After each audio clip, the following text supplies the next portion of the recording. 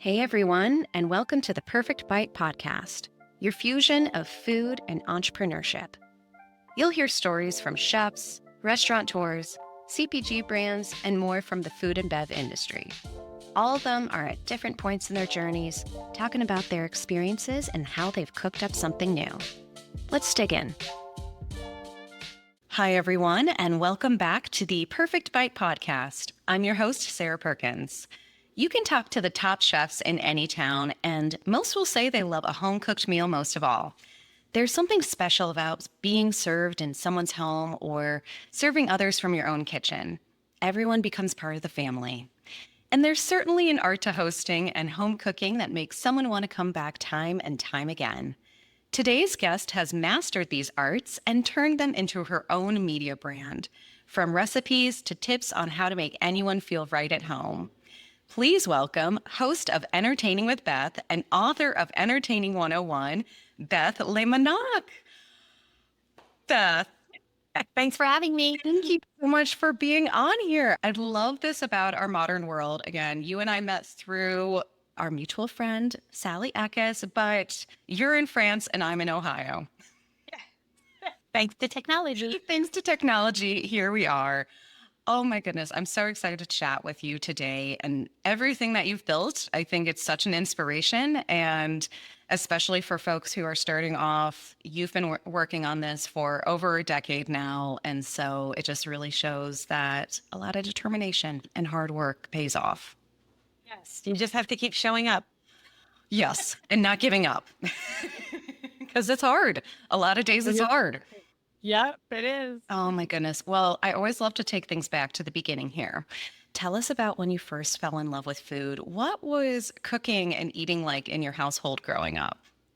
Sure. So both my parents came from very big families, each one of 5 kids. My dad was on the Italian side. My mom was on the Irish English side. So when everybody got together, we had like 20 cousins at any one gathering. So it was a very big family, lots of cooking, lots of entertaining. And then I think when I got married and started to have my own family, my parents at that point, they were all too happy to pass the baton. And we were expected to host Thanksgiving and Christmas, and all the holidays just kind of came our way. Yeah. And I think that I really loved sort of recreating some of the early memories that I had in their house, but putting my own spin on it in our house. Amazing. And what type of food were you having? I mean, it sounds like maybe a little bit of pasta, maybe a bit of the Italian side of things, but what were some of the staples? You grew up on the East Coast, but you also had some beautiful time on the West Coast. Yeah. So, right. It was a lot of pasta, a lot of Italian things, but also a lot of fresh food. So I grew up in Fairfield, Connecticut, and just over the border in Westport was a really wonderful gourmet food store called Heyday. And they were importing tomatoes from California and all of this fruit that was coming that we had never seen before, heirloom varieties. And this was like 25 years ago before it became really trendy. And I got a job there. And so I worked in the bakery, and then I worked in the produce department, and I would bring all of this stuff home, and my parents loved going there. And so a lot of my early memories are making fruit tarts and fresh pesto and using a lot of these ingredients that I didn't realize one day I would actually be living in California and have a garden and growing some of these things myself. But I think just that fresh seasonal way of cooking really inspired me from an early age. Yeah, for sure. It changes everything too. Yeah, I went out to school in California, and again, that was the first time I was eating like hummus and some things that are just so typical now. But again, when you grew up in the Midwest and our giant family, when we'd get together at holidays, it was, okay, what can we make that's as easy and just as scalable as possible, essentially, versus, okay, like what feels really special and what makes someone feel like you almost just picked it from your own garden. Right. Exactly. Well, and I think then Mother Nature does all the work for you because the flavor's already there. So it like makes cooking easier, I think. 100%. One of our last guests, Franco from Natura, Franco Fubini, his entire book, In Search of the Perfect Peach, was all about flavors. And I'm like, how are we all not doing this? We've got to figure out some sort of movement in the US that also matches what's happening in the UK and Europe that has these regulations around just pushing forward and really rewarding farmers for fresh. Yeah, no, for sure. It's a ball game.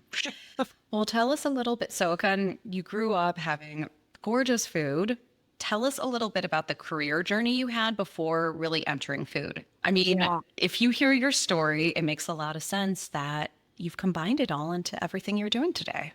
I know. Well, that's the funny part. I think I always wanted to do something in food, but when I was in high school, there weren't really that many careers, or I didn't really understand that there were more careers. And so I can remember coming home with a little brochure for culinary school and my parents being like, "You want to go work in a restaurant?" And I'm like, "I don't know, no, but I really want to be around food." And they were like, "Not sure about that." So I kind of forgot about it. And long story short, got into video production, which was probably the thing for me, not knowing where that would lead, and worked for the lifestyle network, the Scripps Networks, which is HGTV and Food Network, and was basically a lifestyle producer, producing a lot of food content, and then transitioned that into digital content. And I finally started to work for a digital media company that got a big grant for YouTube. So back in like 2011, all these media companies were getting funding to launch channels. And at that point, I was a new mom, and my boss turned to me and says, "Create a YouTube channel that moms will like." And I was like, "Well, I don't know. I have never even watched YouTube. I'm just thinking like cat videos and skateboard things." And I was like, "Well, I love to cook, and I wanted to have like real people on the channel and people that I knew from my life and that kind of thing." And at some point, we got to the point where we just didn't have enough content. And my boss was like, "We got to fix this. We need, like, who do you know that we can hire to do this?" And I thought, well, we're kind of out of money and there's nobody really around here who knows how to cook, but I can whip together a few things. So let me just whack off some of these hours. And I started to do that. And it was really interesting to me because this was 13 years ago and YouTube was just starting to have lifestyle content.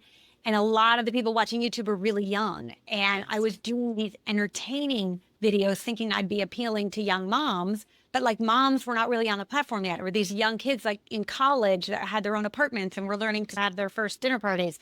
And a lot of this information that I had grown up with like Martha Stewart and Nina Garten and Donna Hay, like this was all sort of new information to them. Yes. And I just like, how are they not getting this? And then I was like, well, I guess they've been spending a lot of time on digital platforms. That content hadn't really blown up yet on digital platforms. So I just thought, wow, there's a real opportunity here. And I made it sort of part of my job. And then one day my boss was like, "Well, you know what? We have some other goals for you right now, but you can have the channel if you want, but you're going to have to figure out how to shoot and edit and just take it over." And that's when I just started the grueling process of doing both. So working a 50-hour-a-week job and then on the weekends doing the YouTube channel. Oh my goodness. And having the job as mom. The job. This is so typical. Wow. This is so typical of like media and also startups where it's like, you'll figure it out, right? We have no money, but we need content every second. Oh, no. And I think a really hard part of the whole thing was I was like this trust fund baby of YouTube. Like I had this great crew that would come and they'd shoot all the videos and they would edit it all. And all I had to do was come up with the recipes and appear on camera. And it was like the easiest thing ever, which is not the path for most YouTubers. That most YouTubers are doing everything themselves. So to go from that to then have to figure out like, oh, I got to buy these cameras and oh, I have to figure out how they work. And I had the video background. Like I knew what it was supposed to look like, but I had no idea how to push all the buttons. So I had some spectacular fails, but I finally figured it out and just grew it and kept going until it got to the point where I could quit the full-time job and work on this full-time. And that was just like a huge win for me. And I just thought, okay, I think I'm onto something. I just have to keep going. Yes. When do you feel like you had that aha moment? When did you feel like there was that shift? Because one thing I love to talk about on this podcast from the entrepreneurial aspect is the idea of what is an overnight success. Overnight successes are usually years. Totally. I don't think it really dawned on me because, there's that whole idea of like, dare to believe. Like I really didn't actually think that would be possible. And I had my head to the groundstone of like, oh no, I have to work for a big corporation. I have to have a big position and so I sort of, worked my way up to the ladder and I had this really great position. I was running programming for this company, had a nice team, was making a great salary, had 2 kids. And that was like, I can't just decide to go quit all of this to go do this entrepreneurial thing because, I was 40, I was probably close to 45, 46, 2 kids in private school, like living in LA, like it was super expensive. Like that would have taken a big risk. But I think 7 years into it, it was really taking its toll on me. I was 7 years. Oh yeah, it took 7 years of waking up every day at 4 in the morning to edit my videos for an hour before the kids got up, or an hour or two Yes. before the kids got up, and I had to make sandwiches and do the 2 hour commute to Santa Monica and all this kind of stuff. And I think finally, after 7 years, I was like, okay, I actually could see my path, how I was increasing the traffic, increasing the revenue. And I just kept thinking, if I just keep on this path, like I will start making as much money as I'm making doing this, but doing that full time. So Right. hopefully. It's difficult to decide that leap too, because like you said, when you're not 20 years old starting this, there are just so many more responsibilities. And you're like, how do I get benefits? Yeah. And I imagine that having a supportive partner really Yeah. helped. Did your husband say, like, yes, go for it? Let's test He this did. out and see how it goes? Yeah, I mean, I think so. My husband is French, and when we first got married, we both decided like at some point we wanted to spend a certain amount of time in France and a certain amount of West, just sort of like dreaming as you do on a Yes. Saturday morning when you're tired from the day job and the grind.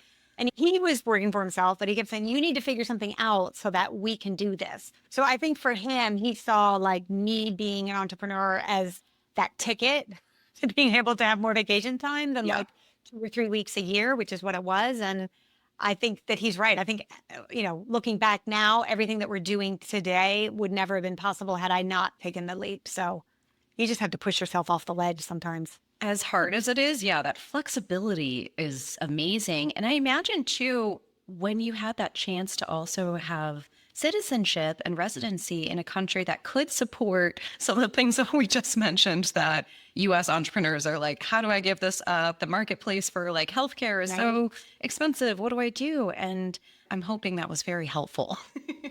Oh, it was. And it was something that I didn't think I'd need right away. Like it took so long, to be honest. Like it took me, I think, 5 years to get my French citizenship. Oh, But wow. I forced my husband to do it after 9/11 because on 9/10, we were coming back into the country from a French vacation. And my husband got all this hassle at the airport. And I was like, this is No. ridiculous. Yeah. I was like, you should just become an American citizen. And he's like, okay, well, if I'm going to do that, then you have to be a French citizen. I was like, okay. The day And then before? yeah, we came in the day before and like they took him in the back room and they were giving him all of this like hassle. And I'm like, why is this? Why are they being? And then waking up the next morning, I was like, oh my gosh, yeah, I could see why. Like the whole country, I guess, was on alert. And Wow. so at that point, I thought, well, yeah, I would love to be a French citizen. I don't know why I need that now, but okay. And I was really nervous to go through the process because part of the process is sitting down with the consulate in LA and having an interview in French why you want to be French. And I kept thinking, I am not ready to do that now. And it's funny enough. We need more Duolingo. Before we- Then finally, 5 years, I was like, oh, I'm never going to be ready. Let's just go do it. And I did, and it all worked out. I appreciate how that also lines up with the whole, you're never really ready for some of these big choices in life, whether it's Isn't it? business or babies or moving or. I, I know. And at some point, you just have to say, do it.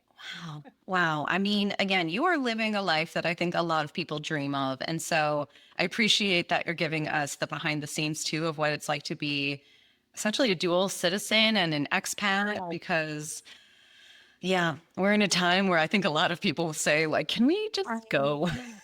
I know. And it doesn't fix all the problems. Like it actually, in some way, creates new problems that you didn't realize were going to be there. Like, case in point, when we first moved here, I totally underestimated how hard it would be to develop recipes here Oh, really? for an American audience because everything's different. Like, you don't have all the same brands of butter, you don't have all the same types of cream, you don't have prepared chicken stock. Everything comes in, the little like bouillon cubes. So having to be like, okay, well, how do I approximate the taste of American chicken broth? Like, it needs more water, it needs more. So because most of my audience is American, so Yes. now I'm the reverse, and I'm having to create recipes with French products that would approximate the taste of American things because you want to make sure that people have success when they do your recipes. Yes. And like you said, even measurements are different. Here we are in the US, the only ones not using the same system I as know. everyone else, Right. which makes it difficult. And like you said, too, how you're getting ingredients, what type of ingredients, what language they're in is different.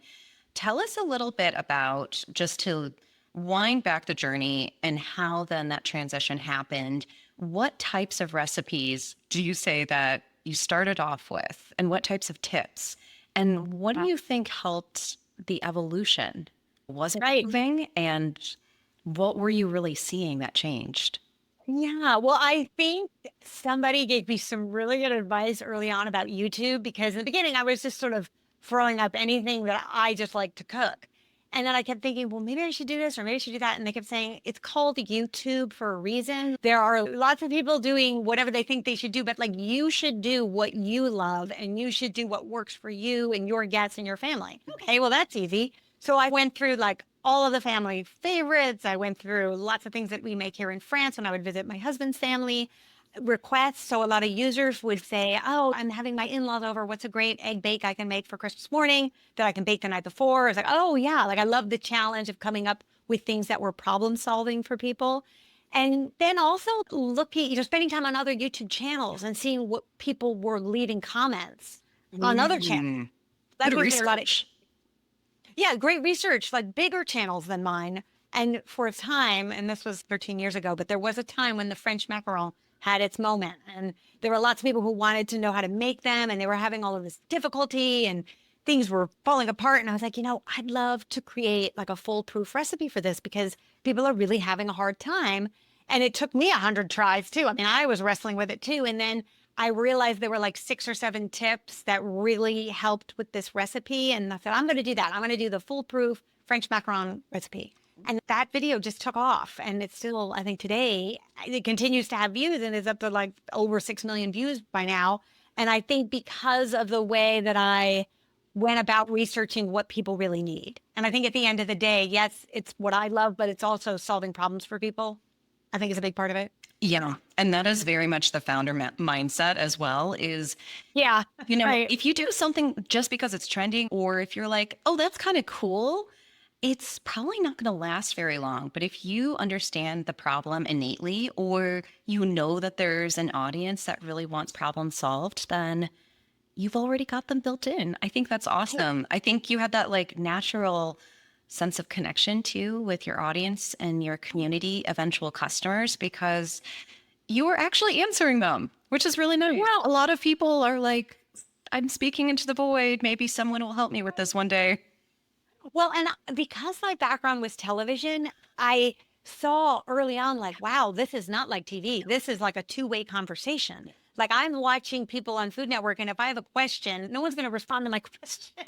If there's a place to connect with people. And I love that about YouTube, that it was really speaking to that one person, not speaking to a whole audience, but you're looking right in the lens. You really have that sense that somebody is speaking right to you and they speak back, which I think is like the most fun of the whole thing. Yes. And that's, I think, how you develop that really tight relationship with an audience because you do speak back. Yes. And did you feel comfortable in front of the camera right away? Or was it something that you had to kind of learn, get yourself out of it and be like, okay, I got to promote myself now?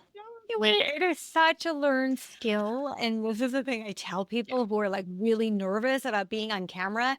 There's nothing more awkward than looking into a static piece of glass and pretending like it's a person. Yeah. But that is best advice. Like I think in the beginning, it was super nerve-wracking, not only just to stare into this like static thing and try to be warm and engaging, but behind that thing were 7 other people staring at me. So like, I just had to think about how would I describe this recipe to my sister? Like if I was on the phone with her or one of my best friends, I would say, oh, and you're going to love it because it's like this. And then make sure you do this and don't do that because if you do that, this is what's going to happen. And I just sort of channeled that type of energy on camera until I knew who was really out there. Because in the beginning, you don't know who's out there. No. But then once you start to create a following and an audience, people leave you comments and you see their little avatars pop up week after week. And then you know exactly who's out there. And you're thinking of these people like, oh yeah, that's the woman who has a new house, or she's the one with a new baby. This is going to really be helpful for her. And I'm not calling the people out, but I'm saying if you're someone who has a new baby, because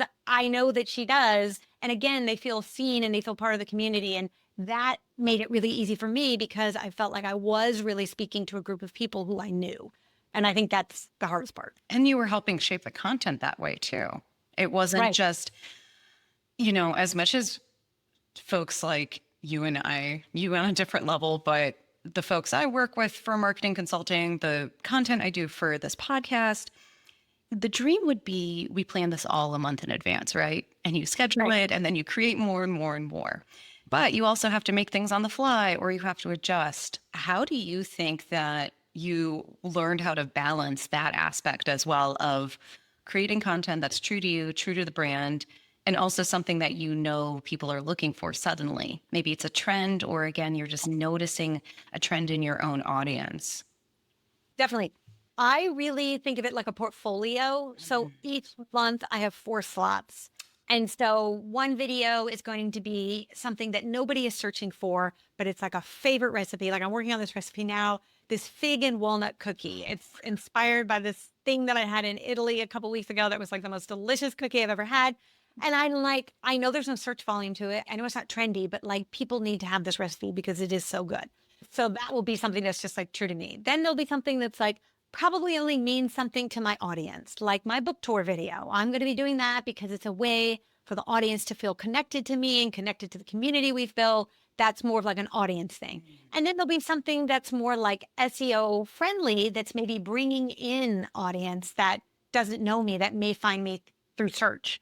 Like, what did I do recently? Like a grilled peach salad. Like, Yes. I had a lot of search volume in the summer and it did really well for my channel because 60% of the traffic was coming in from search. So it's a portfolio that you balance. Yeah. That's brilliant. I'm lucky I can come back to this, and so can anyone else who works with any sort of digital channels, because I'm in that space too. This podcast is only 6 months old right now. Oh, wow. You know, Congrats. Okay. oh, thanks. But you feel like, why aren't things going faster? And why aren't I growing quicker? And we're in this world where the noise is just so loud online right now. So I'm doing that balance of, okay, this feels true to the brand and this feels true to my guests Yeah. and the amazing stories, but I'm also looking up keyword research of like not Yeah. stuffing and making it feel like a computer wrote it, but how are people even going to find me if it's Right. not built for them to find what they are already searching for? So it's tough. It is tough, but I will say with every upload, do you call it that in the podcast? Yeah. Your, Yeah. every time you do something, it has to reflect who you are because, and I have found it's so much more important to like resonate with that one person, that core audience, because that person will then share it. And I think word of mouth is like the best marketing there is. And sure, there's always going to be search and there's always going to be people who will find you from the top of the funnel, Yes. but they're probably not the most engaged audience. So I think it's better. And this is why people will say to me, like, oh, you've got this big audience, or oh, you just did a cookbook, but that took 10 years. It took 10 years because there could have been easier ways for me to grow. Like I could have been doing cake pops 10 ways, but that wasn't what I wanted to do. Like that wasn't who I was. So I grew slower, but I love being able to look back at it now and be really proud of everything that I've done because I just, with every upload, I was like, is this me? Is this what I want to do? And I can easily say yes to each thing. So I think there's something to be said about slow and steady wins the race as opposed to like quick and hockey pick growth potential, which I don't know, has mixed results, I think. For sure. And unless someone is putting, if you thought of that in startup land, like that hockey stick, yeah, investors want to see that, but they want to see that with as little money spent as possible. But especially for like a consumer brand, you have to spend money or someone else's money. Right. So I appreciate you saying that. I think that gives me hope on these mornings because I've loved every single conversation on here. And so I'm just hoping there are folks out there in the void who are saying, that was really fun too. I learned something, or that made me feel inspired too, that I could try There something is. myself. Yeah, it's 100%. They are out there. And I think you have to really love it because it's too much work otherwise. You know what I mean? Like it's a lot of work. And I found like I was in maybe year 4 or 5 and it's such a slog, but I kept thinking, it was really like my zone of like bliss on the weekends. Like when I was like done with the 9 to 5 job, it was something that I love that I would have done for free. And I think you have to love it because it gets you through the times of where it's like really hard work and you don't see any traction sometimes. And I think I probably didn't really even see the traction I wanted to see until like year 8. Wow. And now even like, I think now the blog is finally starting to pick up, but like that took many, many years of just showing up. Yeah. Yes, having your own traction, having that sense of trust as well, especially Right. when you're, this might be good for the next question of, okay, so we are fully in the creator economy now. I mean, how many articles do you even see for folks who have full-time jobs with corporations of here's how you make an extra $1,000 a month? Essentially, here's what we do when the world is a dumpster fire. Here's how you just somehow make more money. What do you think are the misconceptions in terms of becoming a creator or a media brand in any space? What do you think are the misconceptions or even tips that you have for folks if they're ready to get sponsorships, advertising partners, affiliate partnerships, or essentially what are the different revenue streams that you then started to lean into? And really, what was that process like? Yeah. Well, there's so many different ways to make money through this creator economy. And I think everybody starts with just advertising because it's easy. You put some content up on YouTube, there's a little pre-roll that comes in front of it, and you make money from that. But that is such a scale game because it's not a lot of money. It's a lot of money when you get a lot of views. Yeah. But getting a lot of views takes a long time. So again, it's this idea of this sort of like diverse portfolio. I think you need to play the scale game because that's the top of the funnel and that's where the most people are going to find you. But then bringing people down the funnel to your most, say, lucrative opportunities. So like for me, that would be like Substack, paid subscriber Substack, because the percentage that they take is 10%, unlike YouTube that's taking 45%. So it's a lot less. And the crazy thing is you could probably make as much on Substack if you had a pretty engaged paid following as you could with like hundreds of thousands of subscribers on YouTube. But you need both, like both. Yeah. And then I think for food creators, a blog, even though people are like, oh, the death knell is coming and AI and all of this, people are still using search. Like AI cannot supply everybody with every need. Like I actually find it kind of helpful. Like I sort of like those little summaries at the top, but I use it as like a starting point. I don't stop there and then I dig down to see what I want to click on. But I don't know. If I was starting now, I would go big on one platform, get your sea legs because there's so many platforms now. I think you can get like platform fatigue. Like you start something and you're like, oh, I got to be on Instagram and then I got to be on Facebook and I got to do the Substack thing and TikTok and I can't forget my Instagram reel. And like you can very easily burn out with all of that. I think when I started, there was really only YouTube and Pinterest was sort of starting. Yes. And Instagram.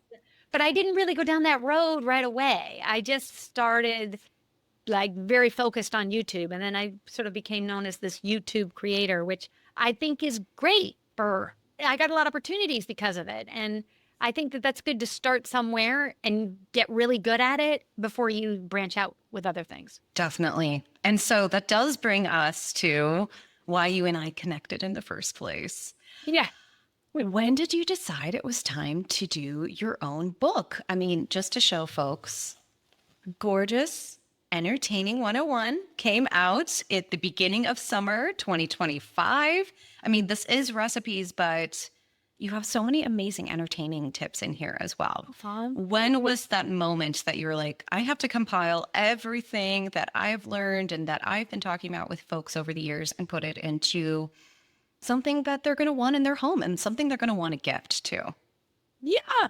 Well, I really resisted it for a long time, the book, because I was like, I have two reasons. One, I was like, why do I need a book? I have the YouTube channel, I have my blog, and I have all these other things. And I knew how much work putting a book together would be. And I'm like, I can barely stay above water doing like a weekly video on YouTube, shooting it, editing it, recipe testing. Like, how am I then going to layer on 101 recipes? Like, that just always seemed really daunting. But then I met Sally and we chatted for a long time. And she's like, I really think you have a book. You just need to figure out what you want it to be. And then I came up with this whole proposal. It was like a 75-page thing about I wanted to do like menus and I was going to do this thing. And she's like, yeah, she's like, that's good. I don't know. And then the pandemic hit and both of us just sort of shelved it. And I was like, I don't know. I'll get back to you on that. But then years later, I was at this cocktail party and somebody made a shrimp cocktail. That was like the saddest shrimp cocktail. Oh. no flavor. And the shrimp just looked horrible. The sauce, I think, probably came out of a jar. Yeah. And I was like, this is really an easy recipe to make taste really great. Like, this is just something that everybody should know how to make. And then it just dawned on me. I'm like, if I'm going to write a book, that's what I want it to be. I want it to be, what are the 101 recipes that I think every host should know how to make? And I called up Sally. I'm like, Sally, I got the idea. This is what I want to do. She's like, I love that. Okay. Let's do it. So, yeah, which was really fun. And as she and I talked about, despite everything publishing has gone through and continues to go through, like let's talk the last 15 years where suddenly bookstores were closing, but now bookstores are coming back. And the one thing, cookbooks and say home cook and entertaining books, they have stayed strong.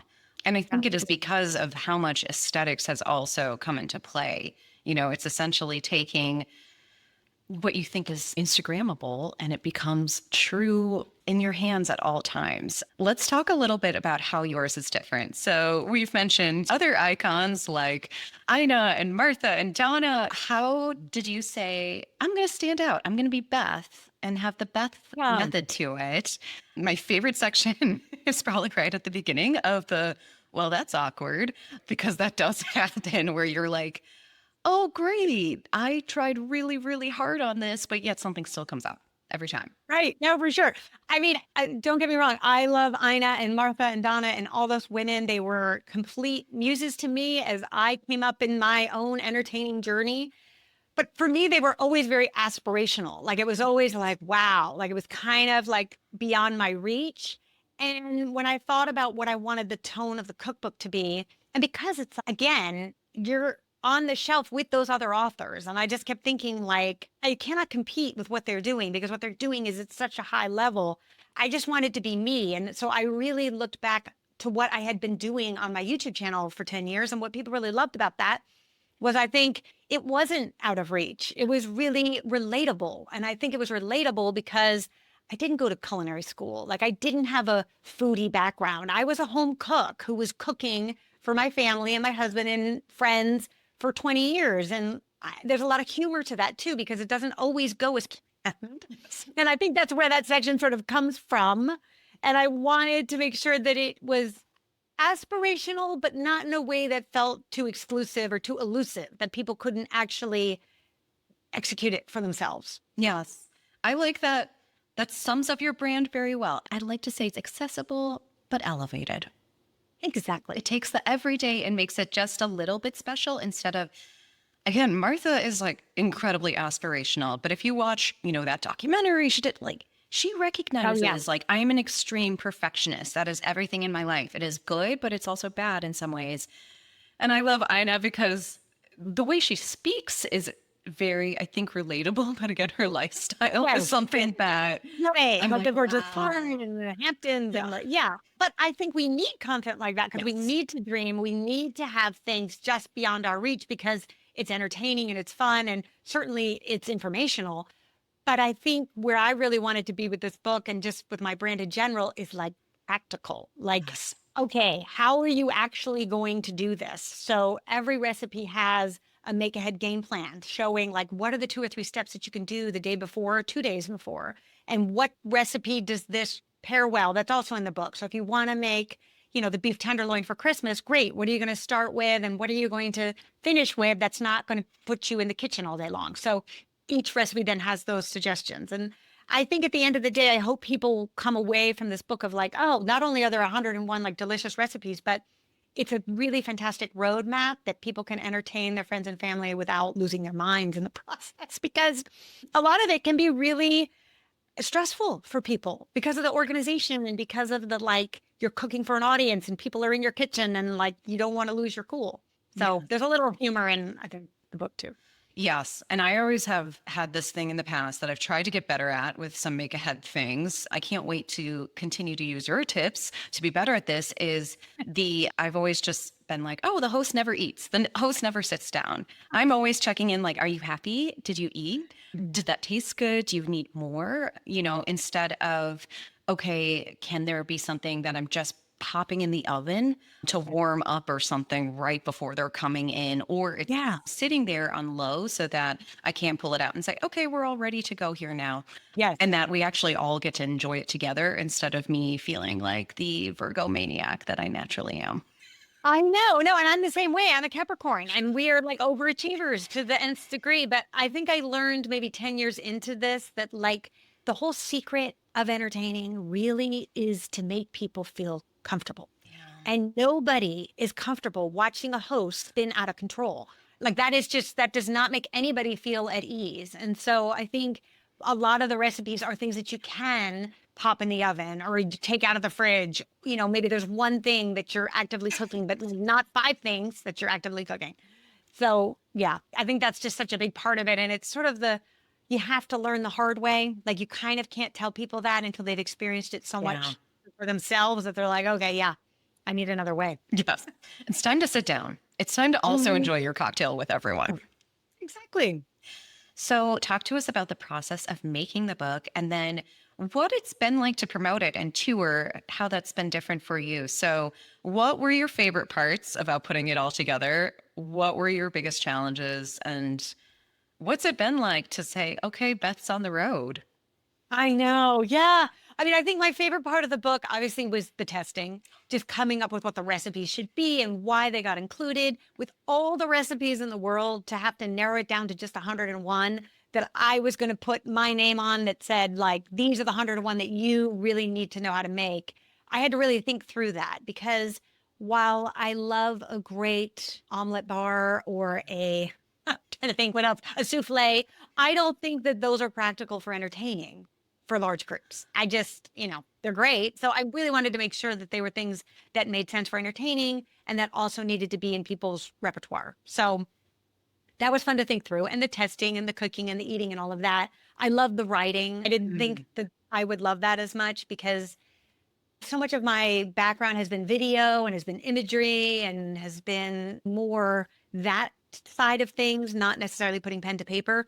But I really did love that part of it. I think that was fun. I think that's actually what got me onto Substack because I realized like, wow, this is a whole other side of me that I really like. And there's this whole platform that like focuses on that. So why not build out an audience there? So that was fun. I think the hardest part after you go through all of the recipe development and then they get tested by a third party and there's lots of notes that come back and then you test a few of them again and everything's put to bed to then have your photo shoot where you have to make them all again. Yeah. Sort of like gone through each recipe 7 or 8 times. That was hard. That was exhausting. That was 2 weeks of just mayhem. And at the same time, we were packing up our house to move to France. So I would probably not combine those two things again because it just about broke me. But I don't know. Sometimes I feel like you have to do 2 hard things at the same time because you just want to take advantage of the momentum. Yeah. I totally get that. Someone who The likes house to was be already a mess. So it was like, why not just start throwing things in boxes? holy cow. And the food styling that goes behind everything. And Oh, yeah. again, you've been on camera for so long, but I'm like, okay, the podcast has to be on video because that's what it is these days. But I still feel like, how do I look? How does everything look behind me? So I imagine you being like, oh my goodness, I'm now a model. I know. So that was a little nerve-wracking. Well, you look beautiful and everything looks beautiful in it. Thank This is just a funny question for you. Is the shirt on the cover, is that Suzanne? Oh, it is. They did all the clothing for the book. Cezanne and Claire B are the perfect like Francophile meets US like audience here. So that's me just bringing that in. So what's it been like then? Okay, so I know that you and Sally had started talking and then there was a pause. So let's not include that. From say go time, this is going to happen to Yeah. launch date. How long did that take? Oh, 2 years Yeah. at least. Yeah. Which is great because you kind of need that time. Like it was almost not enough time, but like you don't want to wait too long because then you start to have other ideas about things. You don't want to go back and change it all. But yeah, I mean, it's a very long process, which I think was good because it helped me keep everything else going. Yes. So like I had to continue uploading. I had to continue creating content. I couldn't just put everything on pause and nosedive into this book project. So that was a good part. But yeah, it was so much fun when I finally unwrapped the book and there it was in my hand. Oh my goodness. It must have felt incredible. And how has it been like to tour the last few months? Has that been Yeah. comfortable for you? Has that been fun? Well, it was super fun. Had to self-fund it. I think a lot of times people think, oh, the publisher sends you on this book tour. Maybe back in the day, that's Yeah. how it worked. But now, unless you have a ginormous audience, I don't know that publishers are rolling out the cash for that. So I really wanted to do it because I had never done anything like that before. And I felt like I really wanted to meet my audience because they had supported me for so many years and they were Mm. so excited about this book that I just thought I can't not do a book tour. So I scrounged it all together and I did a 7-city book tour. And it was probably one of the more gratifying things I've ever done, to be honest. I polled my audience, where should I go? And everybody voted. And so where I ended up going were like the top winners on the East Coast, the West Coast, Midwest, South. And it just was amazing. And I filmed the whole thing for YouTube too. It So was fun to cool. have a little scrapbook of that. But yeah, it was really awesome. Yes. And like 10 years of people that you're like, we took the screen away from each other and we're finally meeting in person. I know. I feel like that's what we just all need more of in the world. Like we're all just, we can go on about how difficult things are, especially for folks in food, bev, hospitality, agriculture, but Yeah. just the connection of it's so easy to realize that there are a lot of people that love the same things and we just all want to geek out on it and feel It, happy. So I'm glad you did that. yeah. I think when you're online, you put all of this content into the void and you never know what it means to people until you show up and they come and tell you in person what it actually means. And there were a couple of people that like I still get choked up when I think about it. That came, drove 6 hours to come meet me, showed up with like tears in their eyes saying, like, you have no idea, you got me through this rough patch. And I used to cook for my mom who was ill, and your meals made her last days. Like, it's just some of the stories that come out are just really, you really get taken aback and you just think, wow, okay, this is why I'm doing this, because it does matter to people. And I think it was sort of what I needed after going through so much work with the book, to move to France. I was just exhausted and I needed to get that shot in the arm again of like, oh, this is why I'm doing this. So I think it was as much for me as it was for them. Yes. And I hope you're finding some time to take a vacation or a break for yourself soon. We did this summer. We had some great vacations. Good. And again, you're in Europe, like traveling to other countries is like going to other states. So it's so fun. Exactly. No, it's been fun. Oh, good. Well, by the time folks are listening to this, holidays are around the corner. And if you're in consumer brands or food, we're already thinking about holidays in July. Yeah. So let's talk about how we can use your fabulous tips and recipes from the book and from your channels to get ready here. What are some of your favorite sections that people should be looking at for, say, Thanksgiving and the other holidays that then come around the corner? Yes. So I think one of my favorite sections is the area where I talk about how to create a collection for entertainment. Because I think a lot of people, I think it's called, Entertaining Essentials. Here it is. I think a lot of people, they plan these big events and then at the last minute, they're like, oh, I don't have enough wine glasses, or I don't have enough platters, or I don't have enough serving things. And then they run around and go to whatever big box store there is and buy everything. And then everything sort of looks like it popped out of a mail order catalog. Like, I think the best pieces for entertaining feel really acquired and things that feel like they've been collected. They don't need to be priceless antiques. You can get most of it at a thrift store or even like yard sales. But I think knowing the pieces to concentrate on, for me, I have 6 categories: wood, pottery, silver. I take people through in the book, like what those categories are, so that when everything comes together, it feels like it's all part of the same planet and it just feels homier. It gives your parties more of a soul. So I think that is a really good place to start if you're going to host the holidays. It's to start thinking about your collections now. And do you have enough pieces to host 15 people for Thanksgiving? I love that so much. And one, you're in France, you have access to like the most gorgeous antique stores and markets now for this. But in the US, go to any thrift store or talk to your family members. I'm looking at my bar cart out of the corner of my eye and I'm like, okay, that cake plate came from randomly the home that my parents moved into, like just the past owners, like left some glassware and they're like, oh, if you want it. And then I'm like, oh, and then ice buckets from my grandparents or something like. But then I'm like, oh, and my punch bowls from Target. So there are ways to mix that based on your style, which I love. And There are some things that might work well for some people, like they might love full linens and table runners, and you might say, let's just have some cute napkins or something. Yeah. It really is another way to get creative and to show your style, but also make people feel a little bit transported. Like, I think that that's always been sort of the fun part about entertaining is you are setting a stage, you are letting people into your world, and whatever that world looks like is up to you. And I think that's part of the fun is just getting the environment set before you start thinking about the food. 100%. I love how events, my favorite, being someone who, there's no doubt I was in lifestyle journalism at one point because I'm like, I love combining the fact that going to dinner or hosting a dinner or any event, it's like you're combining the food, but then there's the fashion. What outfit are you wearing? Right. And then what outfit is your home wearing? What's the interior design going behind it? Because the home is a character in it too. Yes. You can't forget about the home. That's very true. And dinner parties, I feel like, are only becoming more popular. So people are saying this essentially post COVID as well. Okay, how could people get together that was safe? Gen Z and younger are doing a little bit more of this to save money and just feel like they're connecting a little bit more here. We're seeing tablescaping, home cafe setups, very elaborate spreads on social media. What are some of your favorite trends that you've been seeing online? Yeah. Well, I always just love the grazing boards. I think some of them are so amazing and so over the top. Like I can't stop staring at them, but I find that they are also a great way to feed a big group of people.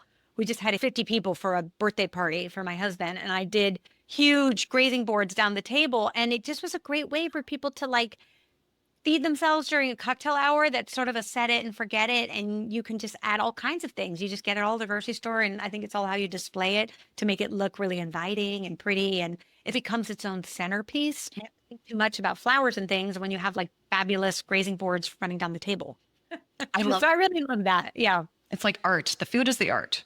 Yeah, the food is the art. And I also really love the trend in the last few years of just unfussy flower arrangements that may have like branches and maybe there's fruit in it and or maybe a few vegetables. Like there's something really soulful too about flowers that look like they were just picked from a yard and maybe they're in mismatched vases and they're different heights. And again, it just feels a little bit more relaxed and more soulful than something that's too stiff and fussy. Yes, yeah. Like you're going to the Michelin starred restaurant Right. mostly for like you imagine like very much precise. Everything's matching. But at home, like you said, it takes money or it takes buying a whole collection of one thing. And sometimes matchy is not as fun. No, it's not. Oh, but this has been so great. I'm sad that we're in our last few questions here. It's flown. A few questions before we get to the world's best and hardest question. So, what would you say you're most proud of? I know this is tough to choose from with everything you've done. And how do you want to continue to grow? What do you think is next for the journey here? I'm most proud of, it's going to sound sappy, but it's really was my goal all along, was the ability to pick up my kids from school. That was always the sort of like promised land. Like if I can quit my day job and do this side hustle full time, that means I can pick my kids up from school every day. And I never take that for granted. Even now, I'm so grateful to be here when they get home. If I was working the big 9 to 5 job, I would come home and they'd be like looking at me for dinner and my husband's like feeding them fish sticks and cereal. And I just kept thinking like there has to be a better way. And being able to cook for them every night, pick them up, like that is hands down the thing I'm most proud of. As far as what's next, I really want to spend more time on Substack. I think it's such a fun platform. And I right now have a paid community that's a monthly post all about our life in France, what it's like adjusting to a new culture, a new language, and everything in between. And I'd love to add to that more, make it more than once a month, have video component to that too. So spending time leading into that and really figuring out what that looks like, I think is a goal for the coming year. Oh, I love that. I just joined Substack and starting to put the episodes on there. So I'll be following along and getting inspiration on how to keep leaning in there because Substack is the friendliest platform for anyone who loves writing and media in general. We all loved X. We all love Twitter. Blue Sky's still there, but this is the space where, it's just blown up. It's been wonderful. And it's so easy to use. Yes. Like, I think that's the other thing. People are like, I can't take one more platform. But it's so easy to adopt it because it's so easy to use. So I think that's the other fun part about it. Definitely. What would you say? It's hard to choose one, but what's one piece of advice you'd like to give someone who's looking to be an entrepreneur themselves, whether it's in the culinary space, whether it's in media or entertaining or Yeah. anything else? I think to not fall back on this idea of like, ah, the space is so saturated. Do we really need one more food creator? Do we really need one more insert, whatever it is? Yes, we do, because we don't have your unique voice, your unique point of view. And I think that's the really fun thing about this entrepreneurial digital creator economy is that it is definitely focused on somebody's unique personality. And there isn't another you out there. So, no, it's not saturated because there's not like 10,000 of you. So, don't let that get in the way of getting started. And, if you don't try, you've already failed. So, you might as well give it a shot. I love that. And it's very true to your story, too, is that Mhm. you built your freedom. You built your brand off of being yourself. Yeah, exactly. And other people can do that too. It's not unique to me in any way. And well, Beth, it's time.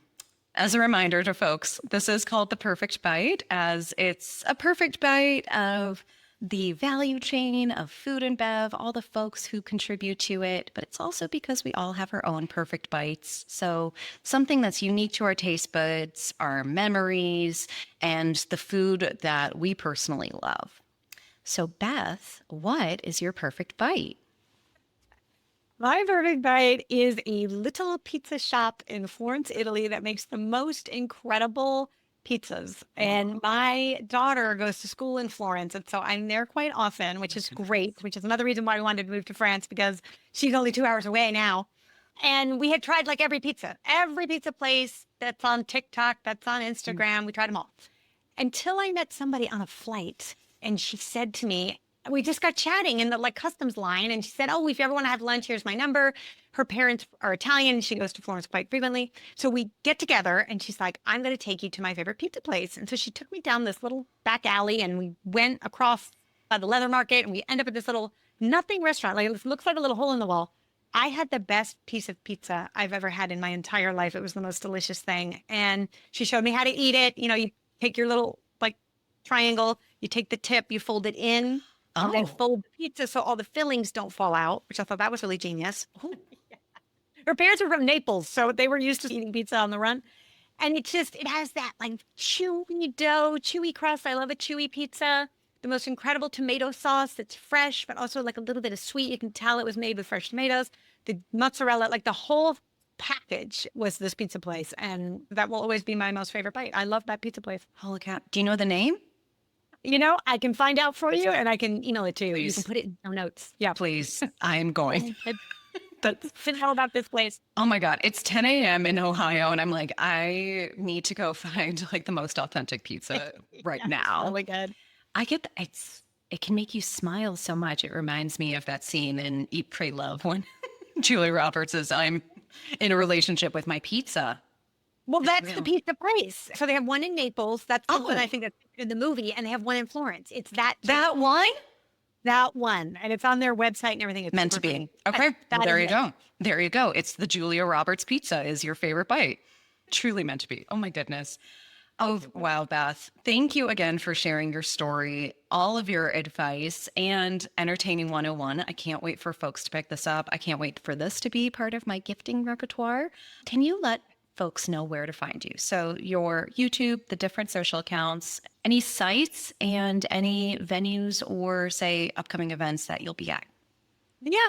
So unfortunately, I did all of my cookbook tour, so that's over with. So I'm going to be in France for a little bit now, but people can find me on entertainingwithbeth.com. It's the same handle on YouTube, entertainingwithbeth.com, Instagram, all the social things, same on Substack. Excellent. And where can they buy the book? Yes, anywhere books are sold or on Amazon, Barnes and Noble, and most recently on Anthropology. So that was a really exciting little win for me. They're going to be carrying my book. Oh my God, So such a win. I mean, this is an anthro book, 100%. Yeah. that's what I need to say. Yeah.